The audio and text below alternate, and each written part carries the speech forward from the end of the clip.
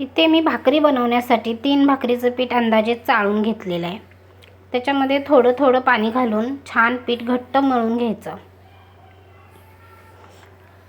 पहिल्यांदा घट्ट मळायचं, नंतर थोडं थोडं पाणी घेऊन थोडंसं पातळ करायचं. जास्त पातळही नाही जास्त घट्टही नाही असं पीठ ठेवायचं, म्हणजे भाकरी सहज थापता येते. नंतर मी समान आकाराचे 3 गोळे करून घेतलेले आहेत.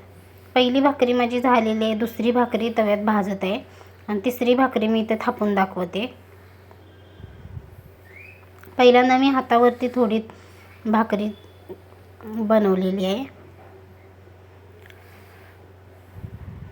नंतर छान भाकरी थापून घ्यायची.